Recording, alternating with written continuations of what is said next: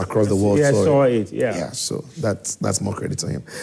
But yeah, look, it's City have got a very fine team this season. And what is the problem? I don't think anybody can look at that Man City team and think that they don't have the quality, they don't have players. Pep Guardiola is lacking a couple of players here and there.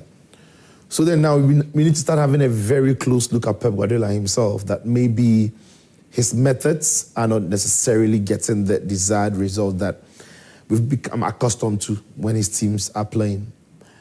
But there's also the fact that Spurs have almost always, in more recent history, got a number of City. So when Spurs have played City, Spurs just know how to crack them. And the example was there today, and credit to Thomas Frank, because when the game actually started, City had a very good start to the game. Wasn't the same Thomas Frank who used Brentford to beat City? Yeah, he used Brentford to beat City at the Etihad. Yeah. So City had a decent start to the game, but Spurs stuck together. They were happy to defend. And that's not something we've seen of the Spurs team under their Postecoglou. They are very adventurous, very expansive, very open. But this time they were happy to defend. They were happy to sit a couple of yards deeper and then just get control of the game. And once those openings started getting comfortable and started stepping up, and the openings came in behind them, they made them pay for it from the Bernard Johnson goal. Then Trafford makes that horrendous mistake, because Danny and I were discussing it. As the goalkeeper, you see it better. Yeah. Mm-hmm. Right behind your man that you want to pass the ball to is a midfielder breathing down his neck. And even if you still want to risk it, there's a big space open to his left-hand side. If you want to pass the ball, that is where you pass the ball to, so that when he takes the ball, he's using his body to show the defender right behind, the midfielder right behind him. But he's passed the ball almost central, which makes it 50-50.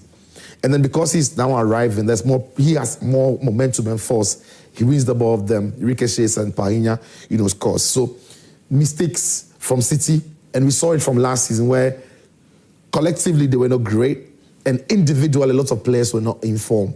And we saw a lot of that in this game. And one thing as well on City, when your team is not confident and your team hasn't been winning games, there's no point really, unless players are injured, to change your team, the look of it and the style of it and the personalities of it. Yeah. And I thought the team that won quite comfortably, or very comfortably in the first game against Wolves, maybe they should have stuck with that same team, because some momentum, some continuity. When a team is flying and players are confident, you can do whatever you want. But when a team has had the season they had last season, they started this one and just won the game, I'm thinking the manager should stick with the same team that won the last time and see how that goes. Because it looks like some players who came into this game, the connection were not there, the telepathy wasn't there, and in the end, credits to Mohamed Kudus and his Spurs team that they did a job.